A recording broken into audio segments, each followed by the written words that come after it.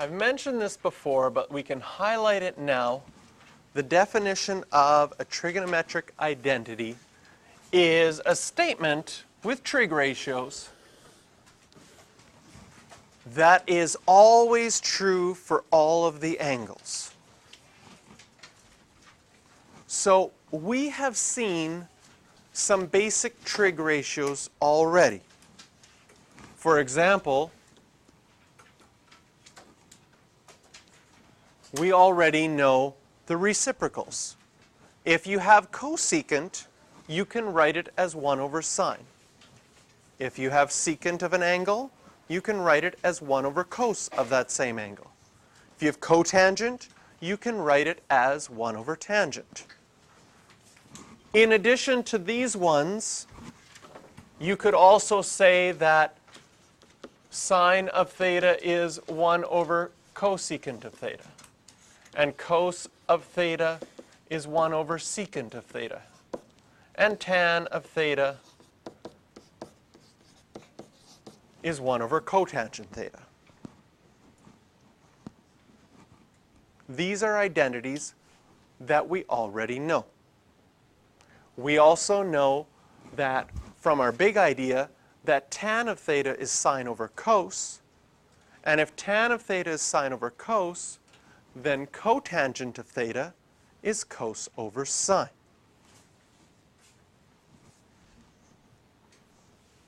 Another identity that we know from chapter 6, another one of our big ideas,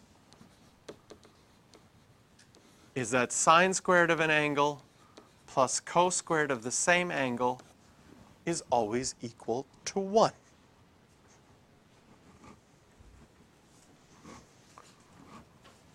What we learn in this unit is how do we use the identities we know to show other identities. And it's in the form of something called a proof. So I'm going to hand out a paper with our first set of proofs for practice. And we're going to find out sort of the rules and regulations for setting up a proof. Now, proofs, you may start off by not liking them at the beginning, and then as you get good at them, they may become your most favorite thing you've done all year. So we'll see if that happens with you. Maybe you start by liking them right away.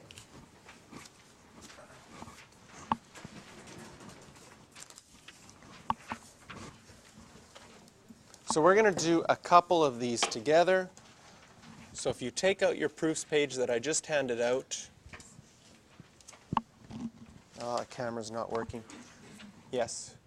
Short one? Okay. Got an extra one? Oh, perfect.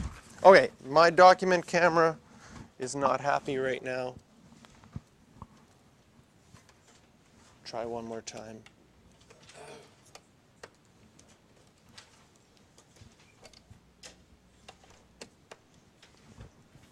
And if it doesn't work, not a big deal. Okay. So the first question, number 5 on your paper, they all say prove. And the first one says, prove that cos of angle t times secant of angle t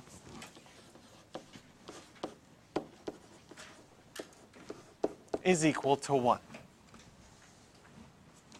So what are our rules and regulations for proofs? If you have a piece of loose leaf, you're going to want to take out a piece of loose leaf, or if you have a booklet to write in, take it out.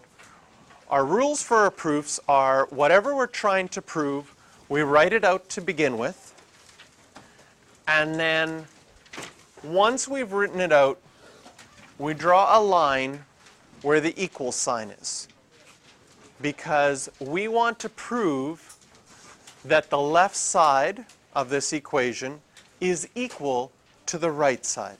And what we're going to be doing is we're going to be using the tools or the identities we already know, changing things and hopefully making the left side and the right side match. They're like little puzzles. Can you make the two sides match? What can you change? So for example, in this one, I could say, well, I have an identity. I know that secant t is equal to 1 over cos t.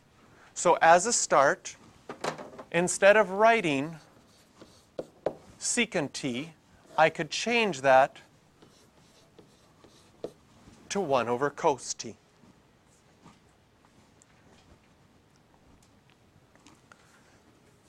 And now I have stuff to work with fractions.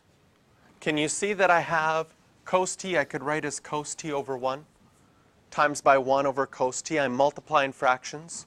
I could multiply the numerators and multiply the denominators.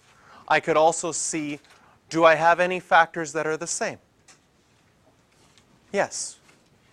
What happens when I simplify them? I'm just left with 1.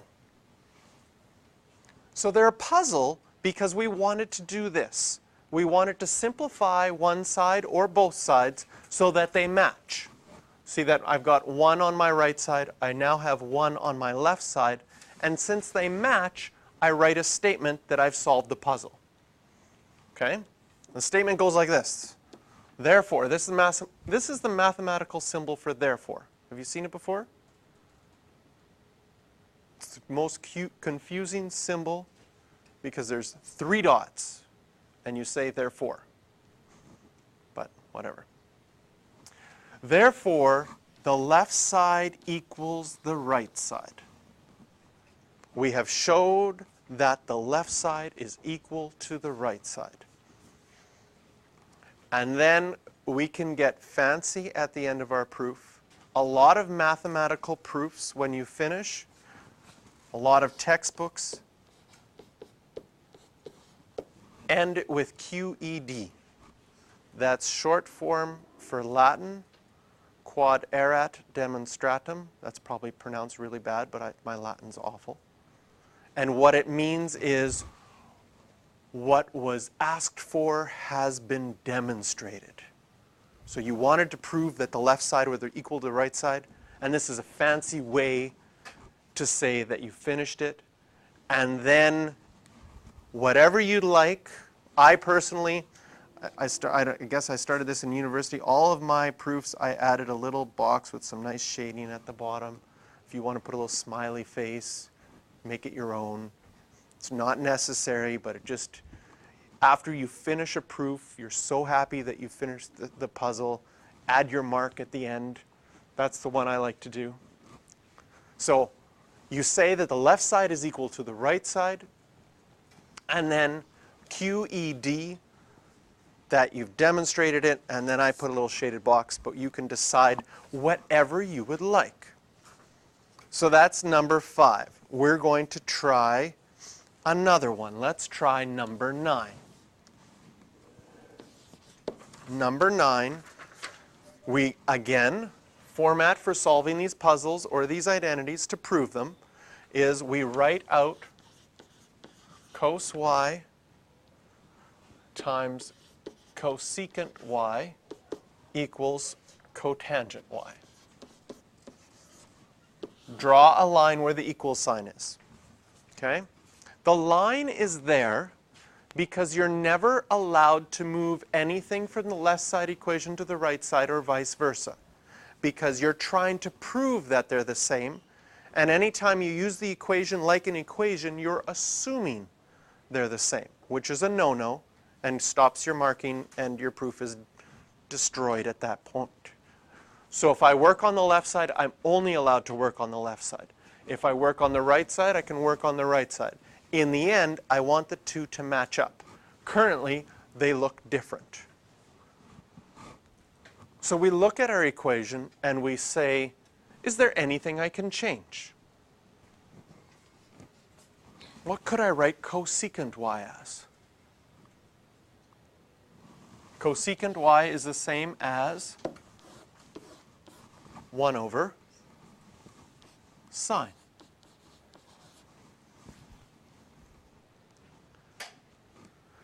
And if I write this side as a single fraction, and that will be one of the main strategies. So if this is over 1, multiply the tops, multiply the bottoms.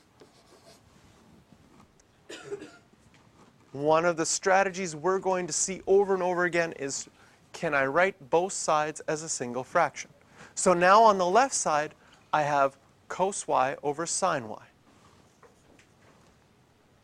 Anything else I can change because they're not equal yet? Well, what could you change cotangent to? You could change it to 1 over tan, but you can also change it to cos over sine. So because cotangent is cos over sine, I'll change that, and the puzzle is completed. My two sides are identical, so now I can say that my left side is equal to my right side, add some Latin and a little bit of flair. There we go. Perfect. Yes. And we've proven it. These are identities. With your fraction skills, your quotient identities, your reciprocal identities, and sine squared plus cos squared equals 1, you should now be able to prove the first 20 puzzles, or up to 20. And that's what we're going to take the time to do now.